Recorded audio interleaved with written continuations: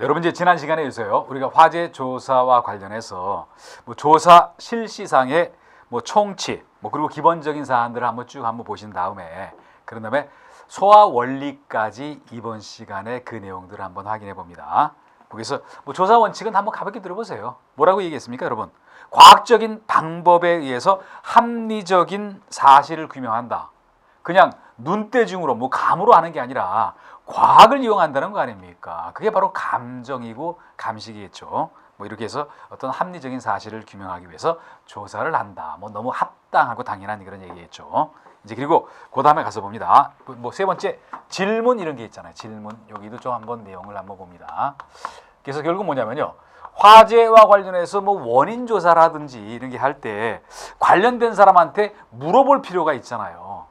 그래서 어떤 일정한 어떤 중요한 내용을 캐칭하기 위해서 하는 게 바로 질문이다. 그런데 여기서 중요한 건 뭐냐면요. 그래서 한번 이렇게 얘기했거든요. 뭐 화재 발생되는 시기, 그리고 어디서 불났냐, 또 그리고 뭐 이런 것들을 고려해서 하는데 뭐라고 했겠습니까? 피질문자라 그랬죠? 피질문자. 요런 앞에 P자가 붙으면은 이런 일을 당하는 사람, 질문을 당하는 사람을 얘기하는 거 아닙니까? 피질문자의 임의 진술을 얻도록 노력한다라고 얘기했잖아요. 임의 진술. 그래서 이거 봅니다. 임의 진술은 이거 반대말이 뭐죠? 강제 진술인 거 아닙니까? 그래서 결국 뭐냐면요.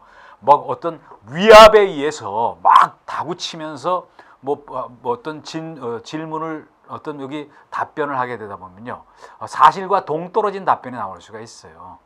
질문하는 사람의 의도, 내 의도가 지금 숨어 있을 수가 있는 거 아닙니까? 그러다 보니까 임의 진술, 뭐 자유로운 진술을 할 수 있게 하는 거지 이거는 아니다. 뭐 너무 당연한 얘기를 여기서 했고, 그리고 또 뭐라 그랬죠? 소문 등에 의한 사안은 그 사실을 직접 경험한 사람의 진술로 얻도록 한다. 그 결국 뭐냐면요. 그 사실을 직접 본 사람, 직접 경험한 사람의 어떤 진술을 듣는 거지 누가 그러더라, 떠돌아다니는 소문 이런 식으로 하면은 안 된다는 거 아닙니까? 그런 의미로 여기서 얘기를 했다. 그런 얘기 봅니다. 그리고 또 그 다음에 중요했던 거 한번 봅니다. 화재 건수와 관련되는 얘기가 있었잖아요. 화재 건수. 뭐 이거는 중요해요. 그 화재가 한 건의 화재냐, 또 두 건의 화재나 뭐 이렇게 구분할 수가 있다. 그러다 봅니다. 그래서 여기 뭐라 그랬죠? 한 건의 화재에 대해서 요게 한 건의 화재다라고 얘기를 드리면서요. 뭐라 그랬습니까? 한 개의 발화점서부터 확대된 것으로 발화부터 진화까지를 말한다. 그래서 한번 얘기를 봅니다. 여기서 불났어요. 여기서 발화점이 있어가지고 여기서 불났거든요. 여기서 불났는데 그럼 여기서부터 시작됐다. 이게 한 개의 발화점인 거 아닙니까? 한 개의 발화점. 한 개의 발화점에서부터 화재가 발생해서 확대돼서 나가서 뭐 그게 예를 들어서 옆에 동까지 불이 붙었다 그러면 그래도 이게 한 건의 화재라는 거 아닙니까? 원인이 하나였잖아요. 뭐 그 원인이 하나였지만 뭐 쭉 어떤 이어져 나갔다. 그 한 건의 화재다라고 얘기를 했다는 거 아닙니까? 그런데 여기 봅니다. 그런데 뭐라 그랬죠? 그런데 여기서 한번 중요한 거는 뭐냐면요. 거기 동그라미 1번을 봅니다. 별건의 화재. 별건의 화재는 한 건의 화재가 아니라는 얘기였던 거 아닙니까? 그러면서 거기 그 1번을 봅니다. 1번에 뭐라고 나왔죠? 별건의 화재 1번을 가서 보시면은 한번 이렇게 봅니다. 이렇게 보면요. 어떤 동일범이 아닌 각각 다른 사람에 의한 방화, 불장난으로 동일 대상물에서 발생했을 때 각각 별건이라고 한다. 하나의 어떤 물건이라고 대상물이라고 보세요. 그러면 여기도 어떤 다른 사람, 여기도 다른 사람. 서로 완전히 관련성이 없는 사람이거든요. 근데 이 사람이 여기서 불을 냈다. 또 이 사람이 여기서 불을 냈다. 그러면 서로 어떤 공모라든지 통모를 한 거는 아닌 거 아닙니까? 그러다 보니까 요것도 한 건의 화재요. 요것도 한 건의 화재다라고 얘기를 한 거 아닙니까? 어떤 발화점이 하나였다가 확산되는 거 한 건의 화재. 그렇지만 서로 동일한 어떤 목적을 갖고 한 사람이 아닌데 우연히 이 사람도 여기서 불을 낼 수 있고 여기서 불을 낼 수 있잖아요. 그럼 각각 별건의 화재. 뭐 이러면은 두 건의 화재가 될 거 아닙니까? 뭐 그런 얘기를 했거든요. 한 여기까지만 봅니다. 이제 그리고 이제 그 다음에 좀 가져가지고 보시면요. 한번 이렇게 봅니다. 거의 양가로 2번 쪽에 있는 얘기, 거기 볼게요. 양가로 2번 쪽에 있는 얘기를 보면요. 뭐라 그랬죠? 화재 범위가 둘 이상 관할구역에 걸친 화재에 대해서는 발화 대상물의 소방 대상물의 소재지를 관할하는 소방서에서의 한 건의 화재를 본다. 이렇게 한번 봅니다. 여기가 제가 이렇게 얘기를 드려볼게요. 여기가 서울시 종로구고 여기 서울시 중구라고 얘기를 드려봅니다. 그런데 한번 볼게요. 뭐 여기 건물들이 이렇게 막 있다고 볼게요. 그런데 여기서 시작됐어요. 화재가 여기서 시작이 됐어요. 그래서 하나의 화재인데 일로 이어져 나갔어요. 이어져 나갔다. 그러면은 종로구, 중구 다 거쳐 있다. 다 거쳐 있다. 그랬을 때 한번 봅니다. 이거는 한 건의 화재인데 어디가 그랬죠? 여기 뭐 우리 교재들 하면요. 발화 소방 대상물의 소재지를 관할하는 여기서 발화한 거 아닙니까? 그러다 보니까는 종로구에서 발생한 한 건의 화재다라고 여러분 봅니다. 뭐 그런 얘기 쭉 이어져 나왔고요. 뭐 그리고 그 다음에 양가로 5번 쪽 가셔가지고 화재의 소실 정도를 한번 봅니다. 양가로 5번 쪽에 보면요. 화재의 소실 정도, 불나가지고 뭐 타들어가고 뭐 어떤 거기 손실본 그런 정도 이렇게 얘기를 하면서요. 그러면서 세 가지로 구분했잖아요. 전부 탔다고 보는 전소, 반소, 그리고 일부분만 탔다는 부분소가 있다. 그러면서 전소에서 뭐라고 했습니까? 건물의 70% 이상, 70% 이상이 여기 뭐 소실되었거나 이렇게 얘기를 했잖아요. 근데 여기서 이거는 어떻게 얘기를 했습니까?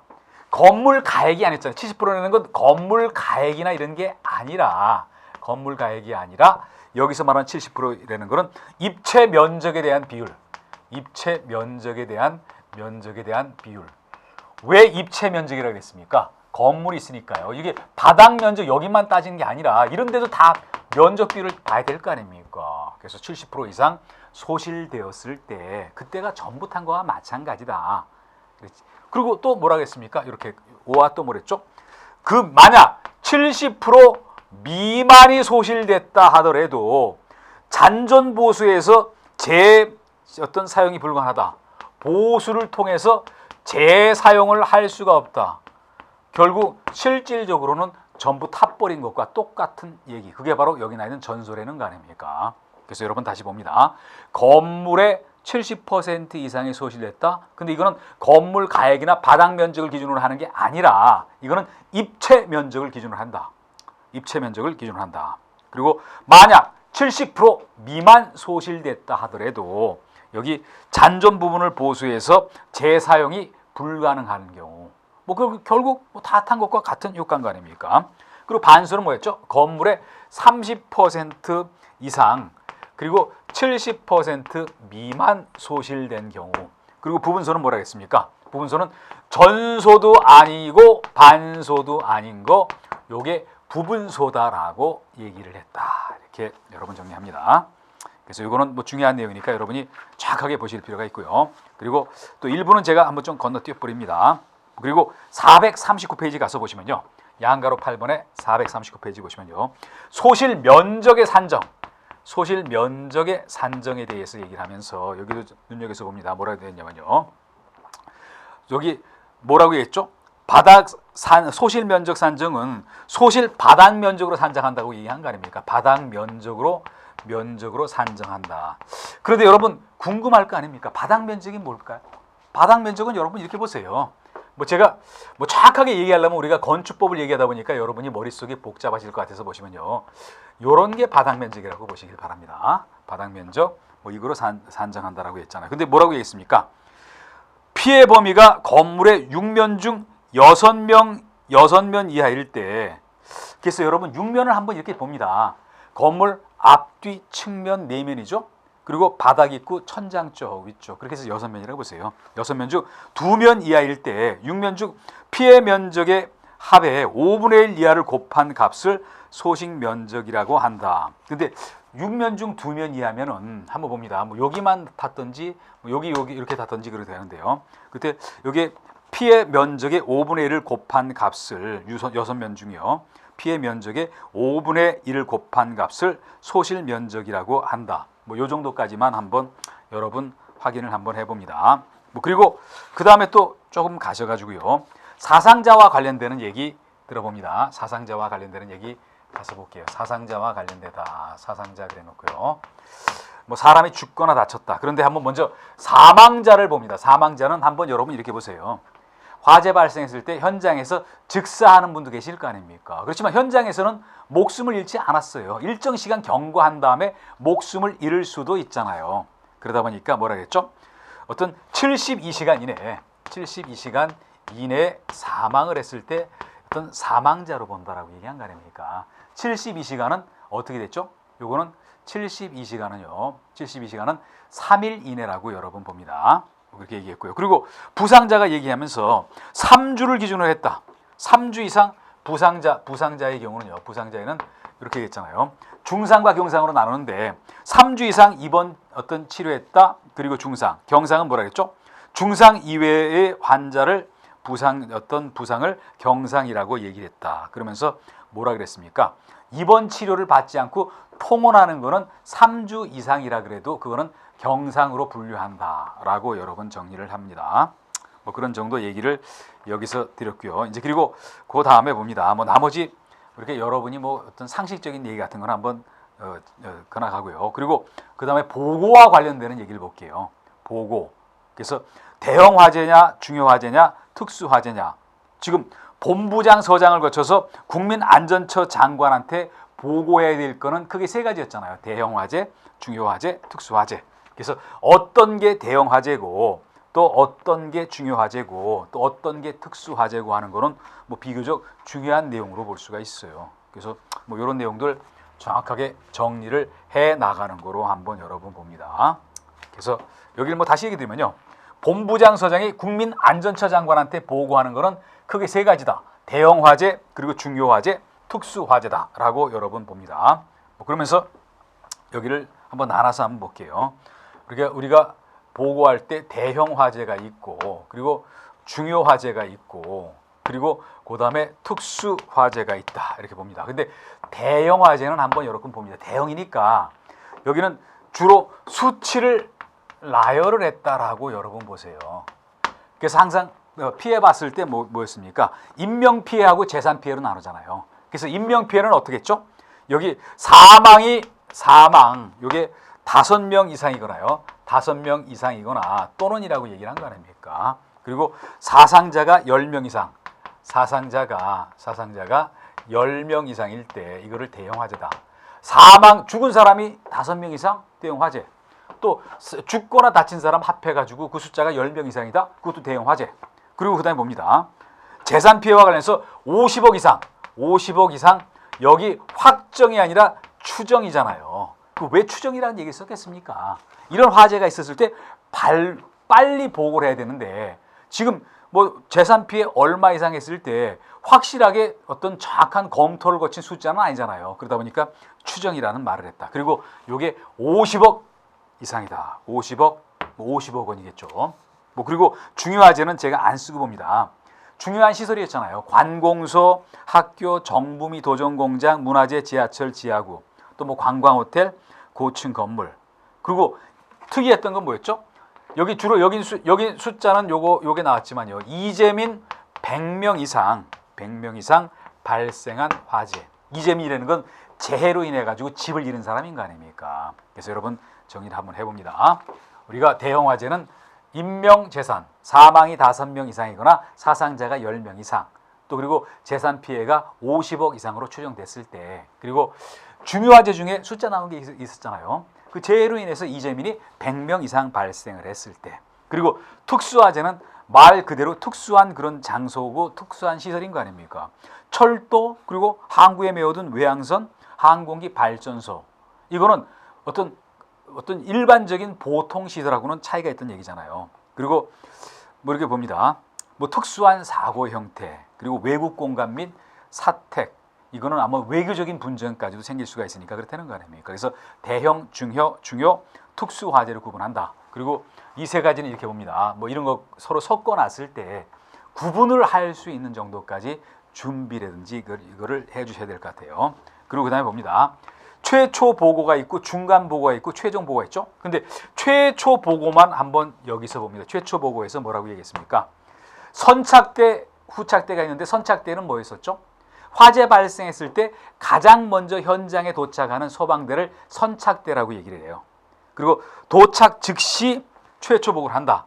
이거 봅니다. 선착대가 선착대가 현장에 도착한 다음에 즉시 보고하는 거, 이게 바로 최초 보고다라고 봅니다. 그리고 최초 보고 후에 수시로 하는 거 중간 보고, 그리고 그 다음에 나중에 최초 보고와 중간 보고 합해서 보고하는 거 최종 보고. 물론 중요한 거는 최초 보고의 시기를 보세요. 선착대가 현장에 도착 즉시 하는 보고가 최초 보고다라고 여러분 정리를 해보시고요. 그리고 이제 그 다음에 나와 있는 얘기를 좀 가서 봅니다. 나와 있는 얘기를 보시면요. 제가 문제는 한 가지 얘기를 드려봅니다. 문제 한 가지 얘기를 드리면요. 여러분 445페이지 보세요. 445페이지에 여기 문제 5번을 놓고 한번 볼게요. 문제 5번을 놓고 보면요. 소실, 불타가지고 없어진 거, 그 분류 대상에 따른 것 중에서 옳지 않은 것. 2번 봅니다. 2번에 뭐라고 얘기했습니까? 보시면요. 전소화재는 이랬잖아요. 이거 제가 괜히 지었네요. 70% 이상 소실됐거나 70% 미만이라고 해도 거기 보수에서 재사용이 불가한 거. 그런데 요것도 전소화재고 요것도 전소화재인데 요거를 아니라고 얘기를 했으니까 5번에 2번 틀린 건 거 아닙니까? 제가 자꾸 얘기를 드리지만요. 자세한 거는 문제 풀일 때 한번 더 확인을 한번 해봅니다. 요 문제는 문제집에 그대로 나왔어요. 이보다 훨씬 더 많고 중요한 문제하고 섞여서 나와 있어요.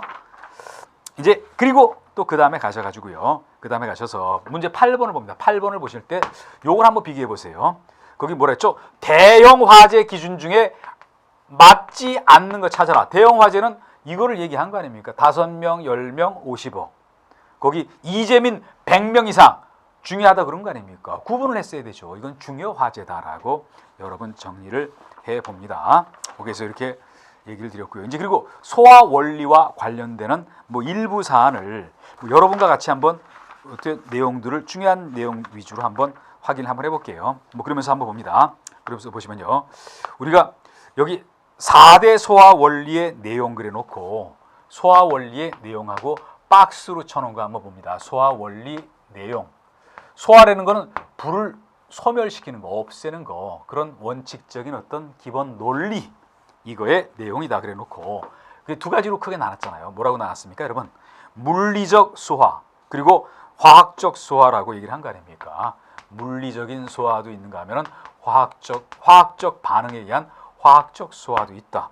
물리적이라는 거는 바로 눈에 띄는 거 아닙니까? 질식, 산소 공급을 차단해서 불을 끄는 거. 왜? 우리가 화재의 어떤 3요소 중에 그 산소가 공기가 중요한 요소로 들어간 거 아닙니까? 가연물도 들어가고 점화원도 들어가는데 그래서 그랬고요. 그리고 냉각, 온도를 낮춰가지고 불을 끈다. 근데 온도를 낮출 때 뭐라고 얘기를 했죠? 하나 보면요. 어디 이하로 낮추라 그랬습니까? 인화점 이하로 낮춘다는 얘기를 했잖아요. 인화점은 어떤 점화원이 있을 때 불이 어떤 옮겨 붙는 최저 온도를 인화점이라고 얘기를 했었는데요. 그리고 제거는 한번 얘기를 드려봅니다. 가연물 같은 거 어디 치워버린다. 이런 게 바로 제거인 거 아닙니까? 그리고 화학적 소화는 우리가 이거를 억제한다. 연쇄 반응을 억제하고 이거를 우리가 부촉매 효과라고 얘기를 하는 거 아닙니까? 그러면서 거기 연쇄 반응 차단해놓고 뭐라고 얘기를 했죠? 자유리디칼을 흡착해서 여기 연소 상태를 억제한다는 얘기를 했잖아요. 그래서 여기 자유리디칼 이거를 한번 얘기를 드려봅니다. 자유리디칼이라고 좀 어려운 얘기인데 한번 이렇게 볼게요. 자유리디칼은 뭐냐면요. 짝짓지 않는 절차를 가지고 어떤 짝짓지 않는 전자를 가지는 원자단, 서로 물질끼리 짝을 짓지 않는 그런 원자를 가지는 그런 원자단을 우리가 자유리디컬이라 그래요. 근데 이거를 흡착해서 연소 상태를 저지한다? 서로 짝을 지어서 연소를 잘 되게 하는 거, 그거를 저지해 버린다? 그게 바로 연쇄 반응을 차단하는 그런 화학적 소화면서 여기 나온 것처럼 억제에 해당이 된다더라. 이렇게 구분을 해서 여러분 봅니다. 그런 정도 얘기였고요. 그리고 그 다음에 소화 방법별 소화 수단, 냉각 소화, 질식 소화, 그리고 제거 소화하는 거 쭉 여러분 들어보신 얘기지만요. 여기 나와 있는 그런 설명대로 한번 정확하게 정리하는 시간을 한번 가져볼게요. 그러면서 여러분 봅니다. 어떤 소화 방법별 소화순환에 가장 먼저 뭐가 나왔습니까? 냉각소화. 어떤 주스라는 거는 물을 뿌린다는 얘기예요. 현장에서 물을 주스해서 발화점 이하로 온도를 낮추어서 어떤 불을 끄게 하는 거, 이걸 냉각소화라고 한다라고 얘기를 한 건 거 아닙니까? 그런 게 바로 첫 번째 나왔던 게 냉각소화다. 냉각소화는 가장 어떻게 보면요, 소화라는 건 가장 기본적인 소화다, 불을 끄는 방법이다라고 여러분 봅니다. 그러면서 거기 뭐라고 나왔죠? 물을 소화제로 이용하는 경우 비열과 증기자멸이 크기 때문에 그렇다. 물을 이거를 소화제로 이용하는 경우에는 뭐라고 했죠? 여기 이렇게 얘기했잖아요. 비열과 그리고 증기자멸이 크기 때문이다. 비열은 가볍게 얘기를 드립니다. 물질 1g을 1도씩 올리는 데 필요한 열량. 그리고 증발자멸은 뭐였죠? 액체가 기체로 되면서요. 그러면서 어떤 외부로부터 흡수하는 열량을 증발자멸이라 한다. 증발자멸이 높으면 높을수록요, 우리가 물을 뿌려가지고 물이 뜨거워가지고 기체가 된다. 그 외부로 어떤 기화할 때 어떤 외부로 여기 기화를 할 때요, 주변 온도를 어떤 열을 뺏어가지고 온도를 낮춘다. 그러다 보니까 냉각 효과가 클 거 아닙니까? 그게 바로 여기에 대한 얘기였고요. 그리고 그다음에 질식소화라는 것도 있었잖아요. 질식소화는 뭐였습니까? 산소 농도를 낮춰가지고 공기 중에 불을 끄는 방법. 우리가 산소 농도는 통상 21%잖아요. 이거를 낮춘다는 거 아닙니까? 그래서 15% 이하로 낮춘다. 그러면은 불이 당연히 꺼지겠죠. 이렇게 하는 게 바로 질식소화, 공기를 차단하는 그런 소화. 제거소화는 어떻게 보면 원시적인 방법이다라고 볼 수가 있어요. 그래서 이게 세 번째 제거소화를 봅니다. 제거소화는 뭐였죠? 가연 물질을 치워버린다? 그러면 탈 물질이 없으니까 불 꺼질 거 아닙니까? 그리고 그 다음에 화학소화는 조금 전에도 얘기를 드렸잖아요. 화학소화 이거는 연쇄 반응을 차단한다. 이거를 다른 말로 하면 부촉매 어떤 효과다라고 얘기를 한 거 아닙니까? 촉매 이거를 어떤 막는 그런 효과. 그러면서 이거는 연쇄 반응을 차단한다. 그래서 연쇄 반응을 일어나는 걸 차단해서 불이 꺼지게 하는 거, 이게 화학소화다. 그래서 여기 나와 있는 화학소화를 제외한 나머지는 다 물리적 소화 방법이에요. 그리고 희석소화다. 어떤 위험물질의 농도를 낮춘다. 그게 바로 희석소화한 거 아닙니까? 희석소화, 위험물질의 농도를 낮춘다. 어떻게 위험물질의 농도를 낮추죠? 불을 끌 때 다량의 물을 주스하다 보면은 어떤 물질의 농도가 떨어져가지고 불이 꺼진다. 그리고 그다음에 5번에 여기 봅니다. 여기 6번에 나와 있는 유화 효과와 7번에 나와 있는 피복 효과 혼동 안 되도록 보세요. 유화 효과는 뭐죠? 유리표면에 엷은 막을 형성한다. 막을 형성해서 유화층을 어떤 여기 유화층을 형성하는 화재 소화하는 방법. 그래서 뭡니까? 화재 발생했을 때 물을 직접 주스하면은 어떤 여기 유리화재 때 효과가 없잖아요. 그렇지만 물을 주스를 하는 게 아니라 분무 형태, 안개, 포그 형태로 해서 주변에 막을 형성을 해버려요. 공기 차단도 될 거 아닙니까? 그랬을 때 그게 유화 효과다. 피복 효과는 꼭 옷을 입는 것처럼 어떻게 했죠? 이산화탄소를 어떤 가연물 쪽에 살포를 해서, 이산화탄소는 공기보다 무게가 1.5배 더 무거워요. 그럼 밑으로 내려앉을 거 아닙니까? 주로 홈 같은 데 있는 것도 다 들어가 버려요. 그래서 여기 피복 이런 거를 피복 효과라 그런다. 그래서 총 7가지 어떤 효과를 드러났다는 거 아닙니까? 수단별로요. 이런 거 기본적인 내용이 되겠고요. 이제 그리고 그 다음에 가서 보시면요. 그 다음에 여러분들 교재를 쭉 넘어가셔가지고요. 소화약제와 관련되는 얘기 들어봅니다. 그래서 여기 뭐냐면요. 불을 끄기 위한 약품, 그런 거를 소화약제라고 한다. 약품 또는 물도 될 수 있고요. 그런 약이 어떤 그런 거를 얘기를 하는데, 그러면서 각종 소화약제에 대해서 일정한 설명을 해놓은 부분이 바로 여기 나와 있는 소화약제다. 이렇게 봅니다. 소화약제에 대한 이제 설명을 이렇게 해놨고요. 그래놓고 가장 먼저 뭐가 나왔냐면요. 소화약제 중에서 물소화제가 가장 먼저 나왔어요.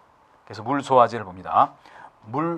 물소화제에 대해서 얘기를 드려놨고요. 소화제에 대해서 얘기를 드려놓고 봅니다. 그러면서 장단점이 있잖아요. 장점 그리고 단점이 있다. 뭐 요거는 안 쓰고 여러분 뭐 교재에 있는 거 봅니다. 뭐라고 했죠?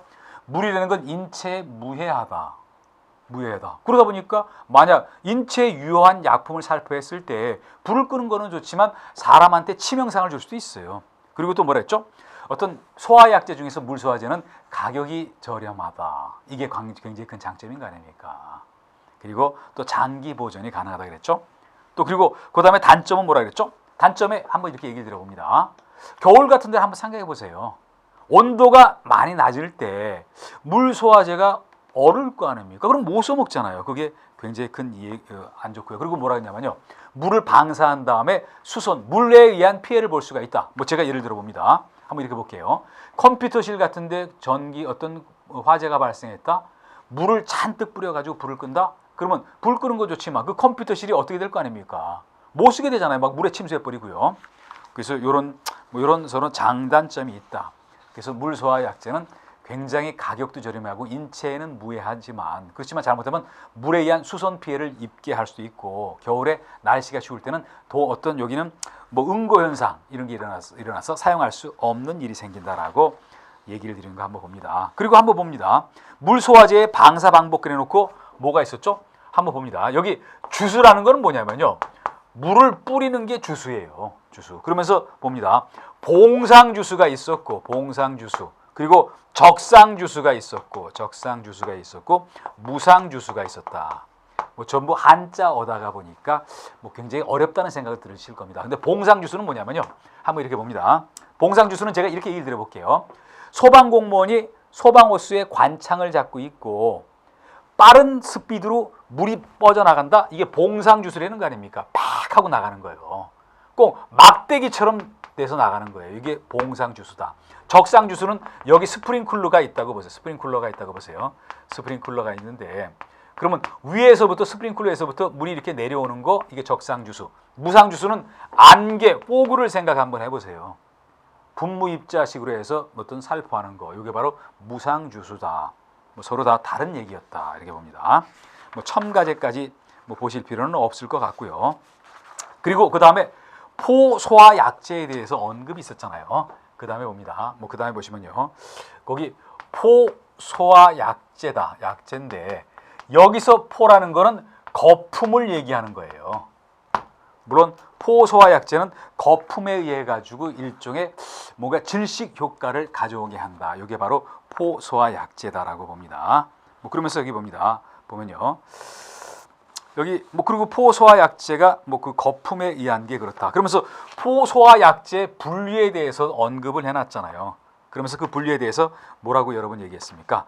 뭐 여기 저는 뭐 한 앞자만 써볼게요. 단백포 소화약제, 그리고 합성 계면 활성제,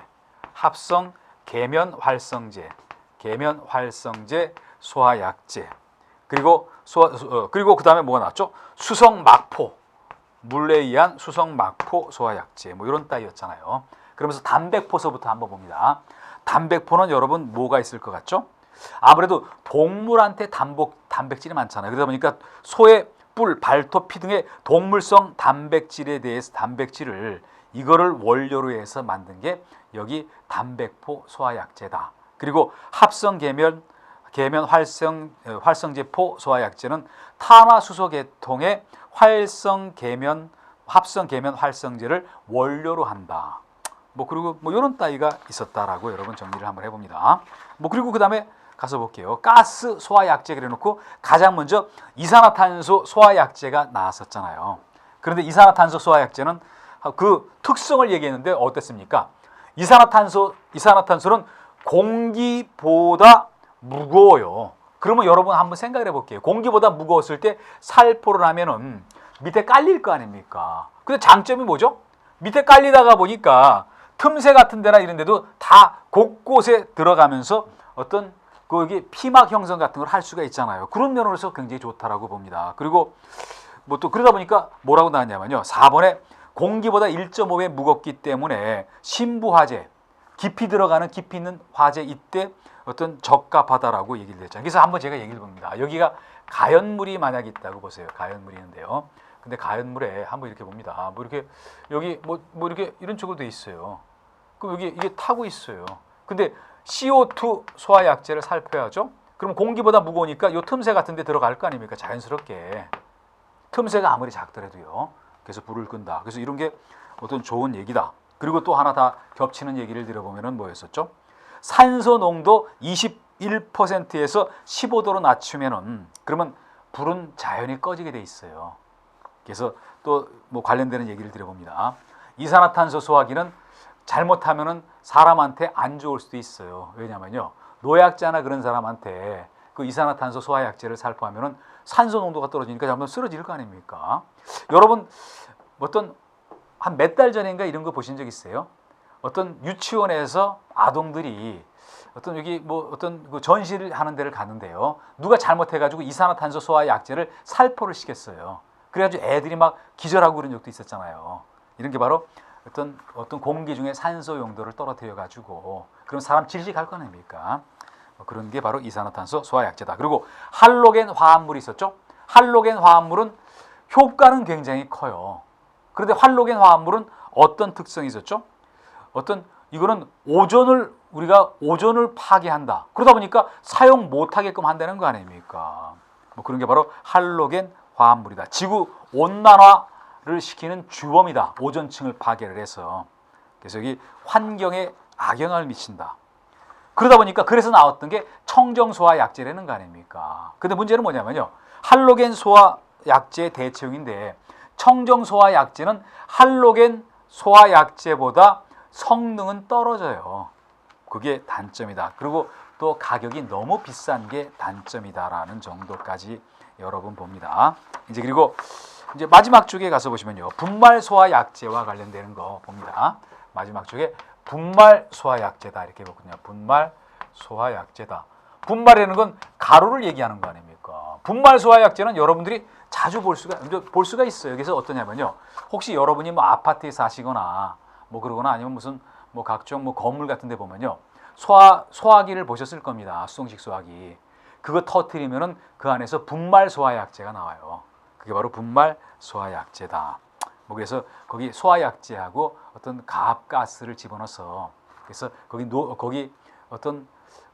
이제 노즐을 세게 누르면 여기 밸브를 손잡이를 세게 누르면요. 거기 약품이 나온다. 그게 바로 분말 소화약제다. 그런데 분말 소화약제에서는 거기 입도 이거를 봅니다. 입도. 그래서 뭐냐면요. 분말의 어떤 그 굵기를 얘기하는 거 아닙니까? 뭐라고 그랬죠? 너무 커도 소화의 성능이 저하되고 하다 보니까 어떤 큰 거와 입도가 작은 것과 큰 것이 서로 섞여 있는 게 좋아요. 어떤 골고루 분포하는 게 좋다. 골고루 분포하는. 뭐 작은 것만 한다든지 큰 것만 하는 거는 올바른 방법이 아니다라는 얘기를 한 건 거 아닙니까? 이제 그래 놓고 봅니다. 우리가 분말 소화약제 보면은 1종도 있고 2종도 있고 3종도 있어요. 가장 많이 쓰는 거는 3종이라는 거 아닙니까? 3종이 가장 많이 쓴다라는 정도까지 한번 봅니다. 이렇게 해서 여기까지 해서 분말 소화약제와 관련되는 중요한 내용을 한번 살펴봤어요. 그래서 이번 시간에는 뭐를 봤냐면요. 우리가 화재조사 보고 규정에 뭐 앞에 부분은 전 시간에서 했고 뒷부분을 얘기를 드렸고 그리고 그 다음에 소화약제와 관련되는 기본적인 것들을 같이 정리를 했었거든요. 뭐 다음 시간에 소방시설과 관련되는 내용들 살펴봅니다. 네, 수고하셨습니다.